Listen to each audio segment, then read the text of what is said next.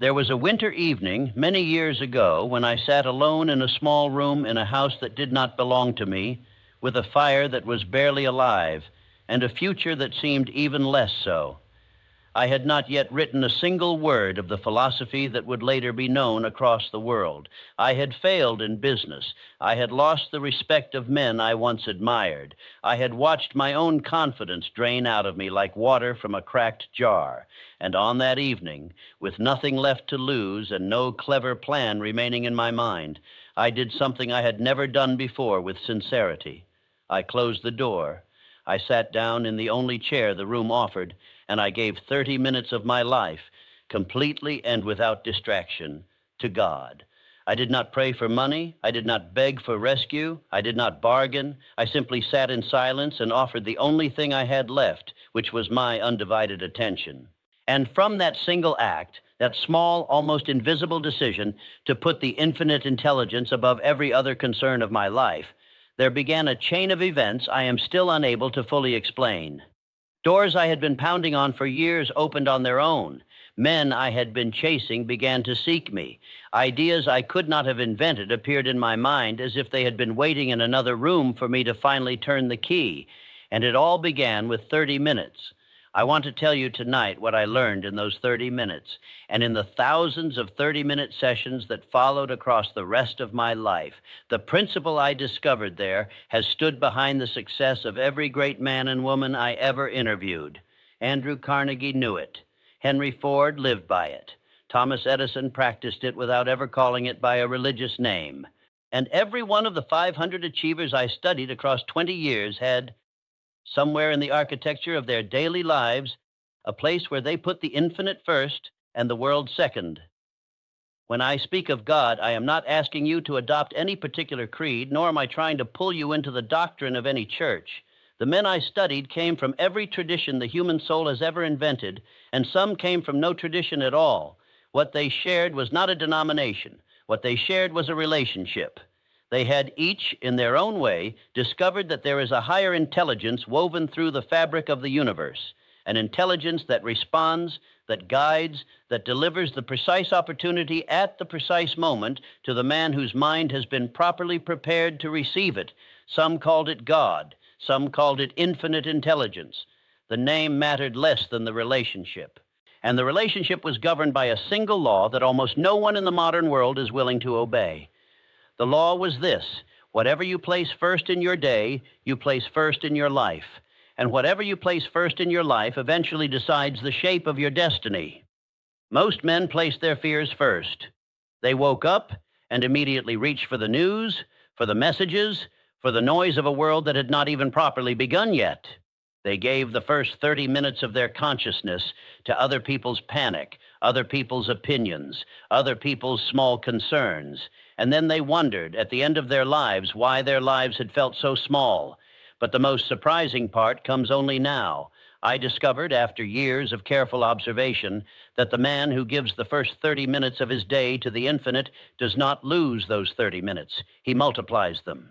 The clarity that descended upon his mind during that half hour rearranged the other 23 and a half hours of his day with a precision no calendar has ever matched. Decisions that would have taken him a week became obvious in a moment. Worries that would have eaten his afternoon dissolved before lunch. Opportunities he would have walked past without seeing began to wave at him from the side of the road. 30 minutes given to God was not subtraction. It was the highest multiplication available to a human being. I want you to imagine for a moment what it actually meant to prioritize the infinite intelligence in a single day. It did not mean abandoning your responsibilities. It did not mean retreating to a mountaintop. It meant very simply that before the world had a chance to lay its hands on your mind, you turned your mind first toward the source from which all opportunity, all wisdom, and all abundance ultimately flow. You sat in silence. You stilled the engine of your worry. You let the noise settle like dust at the bottom of a glass of water. And you listened, not for a voice necessarily, but for the alignment that came when the smaller self surrendered to the larger one. I remember a conversation I once had with Mr. Carnegie in his study in New York, late in an afternoon when the light was beginning to turn gold against the bookshelves. I had asked him, with the boldness of a young man who did not yet know how foolish his question was, what the secret of his fortune had been. He looked at me for a long moment without speaking. Then he said, in that quiet voice of his that always seemed to come from somewhere deeper than his throat, that he had never made a single important decision in his life without first consulting what he called the silent counselor. He did not mean a man. He meant the deeper intelligence he reached only when he sat alone, gave the morning to the infinite, and waited. Every steel mill, every contract, every fortune he had ever built had been preceded by that half hour of stillness. When I left his study that evening, I understood that I had been given the most valuable piece of business advice of my entire life, and that it had nothing to do with business at all. What this principle requires us to admit is deeply unsettling. We have not been too busy. We have been too distracted. There was never a shortage of time in any man's day. There was only a misallocation of the first 30 minutes. The man who claimed he had no time for the infinite was the same man who had time for 2 hours of news, an hour of complaint, and a full evening of entertainment that he would not even remember by the weekend. Time was never the problem. Priority was the problem. And priority, I came to see, was simply another word for what a man worshiped in practice, regardless of what he claimed to worship in theory. There was a season in my life when I tested this principle in the laboratory of my own existence. I had reached a point of such financial difficulty that I could no longer afford to pretend I had a strategy. I had no manuscript, no employer, no patron, no plan that had not already failed twice. And I made a decision that, to anyone watching from the outside, would have seemed irrational. I decided that for 90 days, no matter how desperate my circumstances became, I would give the first 30 minutes of every morning to silence and to God before I gave a single minute to my problems. I did not allow myself to open a letter, read a newspaper, or even think about money until that half hour had passed. The first week was almost unbearable. My mind, accustomed to the cheap stimulation of constant worry, fought me like a wild animal in a small cage. Thoughts of unpaid bills hammered against the door of my attention. Visions of failure paraded through my imagination in full color. I sat there, sometimes, with my hands trembling and my chest tight, doing nothing more dramatic than refusing to abandon my chair. But I had given my word, not to a man, but to the infinite, and I would not break it. By the second week, the trembling had quieted.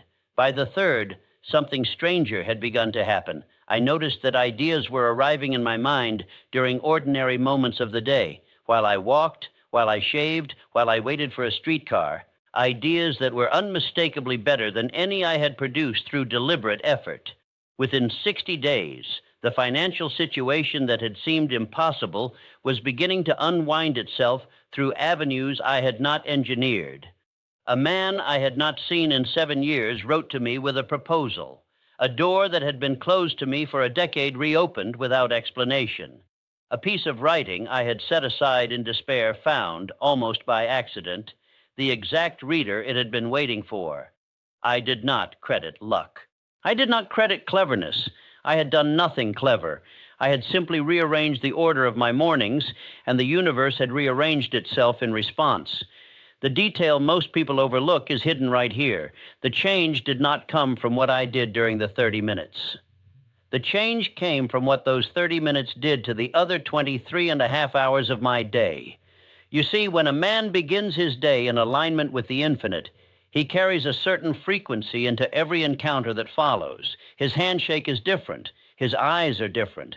The pitch of his voice is different. He walks into rooms and people sense, without being able to explain why, that he is operating from a center they cannot easily disturb. Opportunities are drawn to such a man not because he is chasing them, but because he has become magnetic to them. The magnetic mind, as I came to call it, is not built through force. It is built through alignment. And alignment is not bought. It is given freely every morning to the man willing to make it the first appointment of his day. The modern world is engineered almost surgically to prevent this single act of priority.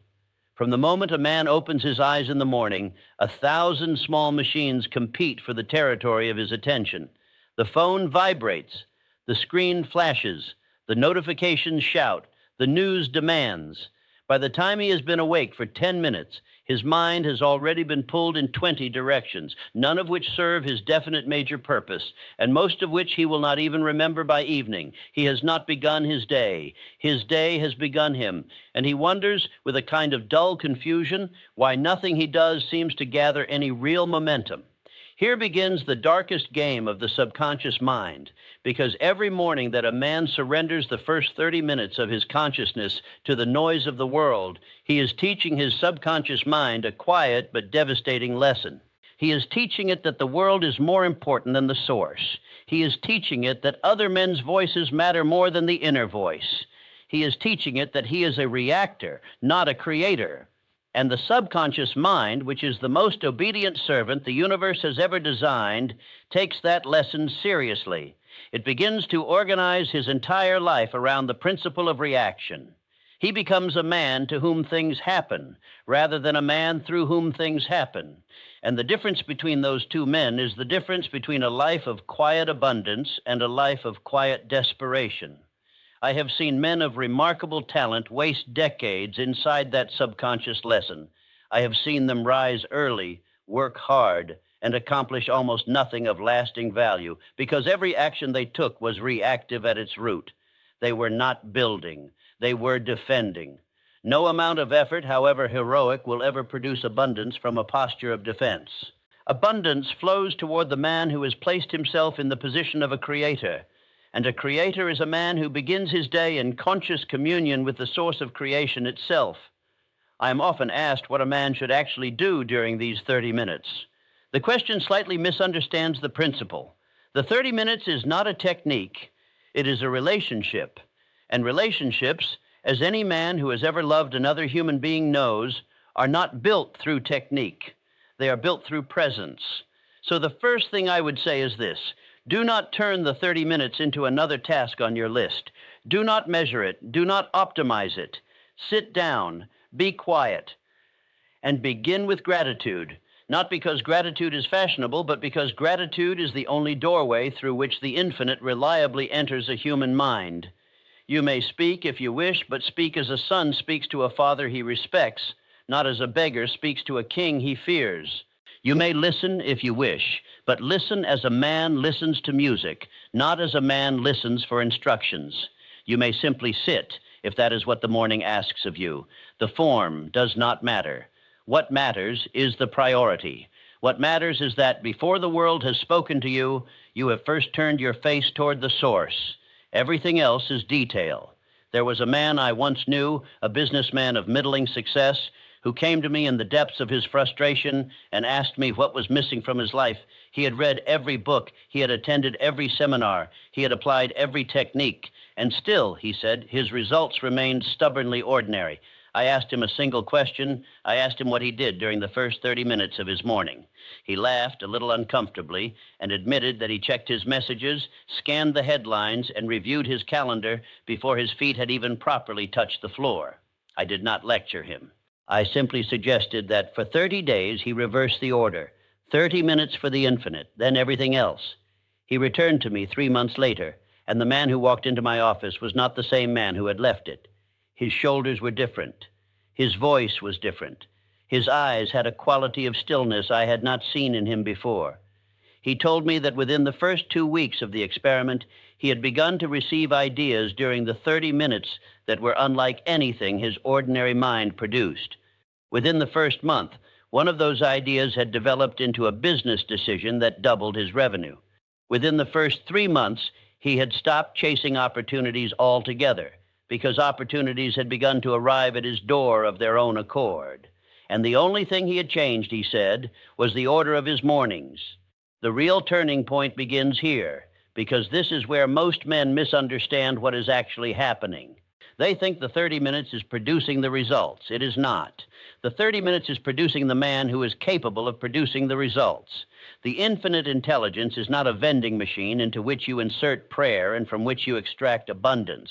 The infinite intelligence is a source that, when properly approached, transforms the receiver until the receiver is no longer the same man he was the day before. And a transformed man does not need to chase abundance. Abundance recognizes him. I want to draw your attention to something I observed in the lives of the great achievers I studied. None of them, and I mean none of them, built their fortunes from a position of spiritual scarcity. Every single one of them had cultivated a deep inner conviction that the universe was, at its root, a place of supply rather than a place of lack. They had built it into the foundation of their character through years of daily communion with what they understood as the source. And from that foundation, every decision they made carried the unmistakable weight of a man who knew, beneath the level of argument, that he was supported. The poverty consciousness of the average man is not an economic condition. It is a spiritual posture. It is the posture of a man who has not, in his daily practice, established a relationship with the source from which all supply flows. He may have money and still carry poverty consciousness. He may have very little money and carry the consciousness of abundance. The difference is not in the bank account. The difference is in the morning. The man who begins each day in alignment with the infinite has already received, in the deepest part of his being, the assurance that he is provided for, and from that assurance, every action he takes is touched with a quality of ease that no anxious effort can ever counterfeit. What the lives of great achievers have been trying to tell us for centuries is that abundance is not pursued. Abundance is permitted. The man who has not permitted it within his own consciousness will never see it materialize in his outer world, no matter how furiously he labors. The 30 minutes you give to the infinite each morning is the daily act of granting yourself permission to receive what has in fact been waiting for you all along. The supply was never withheld. The receiver was never ready. And the receiver is made ready one morning at a time in the quiet half hour that the world considers wasted. I want to address directly the man who is listening to me right now and thinking that he does not have 30 minutes to spare. He is exactly the man for whom this principle was designed. The man who has time has no urgent need of it. It is the man who claims he has no time who most desperately requires it. Because his lack of time is not a scheduling problem. It is a priority problem. And no scheduling solution will ever resolve a priority problem. He must rearrange his hierarchy of values before he can rearrange his hierarchy of hours. And the rearrangement begins always with the first 30 minutes of the day. I will tell you a small secret that I learned only after many years of practice. The 30 minutes, when given consistently, eventually stops feeling like 30 minutes. It begins to feel like the only honest part of the day. The rest of the hours, with all their busyness and their meetings and their small dramas, begin to feel like a kind of necessary noise that surrounds the one moment of real signal. And the man who has tasted that signal, even once, will never again be willing to surrender it for the sake of the noise. There is a paradox at the heart of this teaching. The man who seeks abundance directly will rarely find it, while the man who seeks the source from which abundance flows will find that abundance follows him without being asked. This is not a moral statement. It is a structural one. The universe is so arranged that supply moves toward alignment, not toward effort. The man in alignment receives. The man out of alignment strives. And no amount of striving will ever compensate for an absence of alignment, just as no amount of rowing will ever move a boat that has not been placed in the water. The 30 minutes is the act of placing the boat in the water. It is the daily ritual by which a man re-enters the current that was always available to him, but which he had been ignoring in favor of his own private rowing. Once he is in the current, he discovers that the current itself is willing to do most of the work he had been trying to do alone. His effort becomes lighter. His decisions become clearer. His path becomes more obvious, not because the world has changed, but because he has changed his relationship to the world by changing his relationship to the source. Communion at its deepest is remembering. The 30 minutes you give to the infinite each morning is not primarily a request and not primarily a reception. It is an act of remembrance. You are remembering what you actually are. You are remembering what the universe actually is. And from that remembrance, all the practical fruits, the ideas, the opportunities, the decisions, the abundance, flow as natural consequences of having remembered correctly. I do not ask you to believe me. I ask you to test me. Give 30 minutes a day for 30 days to the infinite before anything else, before anyone else, and observe what happens to the rest of your life. By the end of the 30 days, you will not be the same man who began them. Your worries will have a different weight. Your decisions will have a different clarity. Your relationship to money, to opportunity, to other people, and to yourself will have undergone a quiet but unmistakable revision. You will not be able to fully explain it to those around you because the change will have happened beneath the surface of language, but you will know. And once you know, you will not return to the man you were. There is one final thing I want to say to you tonight. Most men wait for a crisis before they make this decision. They wait until their health collapses or their fortune fails or their relationships dissolve before they finally turn toward the source they had been ignoring. I am asking you to make the decision before the crisis. I am asking you to make it tonight, in the ordinary calm of an ordinary evening, while there is still time to build the relationship before you need it. Because there will come a day in your life, and I say this not as a threat, but as a fact, when the outer world will fail you in some significant way. The man whose first 30 minutes have been given to the infinite for years will meet that day with a steadiness that will astonish even him. The man whose mornings have belonged to the noise will meet that day with nothing but the noise, and the noise will not save him. The relationship you build now is the foundation you will stand on later, and the foundation is built one quiet half hour at a time in the mornings the world considers unimportant. So I leave you with a question, and I ask you to sit with it rather than answer it too quickly. When was the last time, before reaching for any other thing, you gave the first 30 minutes of your day to the source from which every good thing in your life has ultimately come? If you cannot remember, then you already know what tomorrow morning is for. The path to abundance does not begin with a strategy. It begins with a priority. Give those 30 minutes to God, and watch what God gives back to the rest of your day. The arithmetic of the infinite has never failed any man who has tested it sincerely. It will not fail you. The chair is still there. The half hour is still available. The source has not moved. And the question, as always, is not whether the abundance is waiting for you. The question is whether you are willing to give 30 minutes tomorrow morning before anything else to the only relationship that has ever truly mattered. The rest of your life is listening for your answer.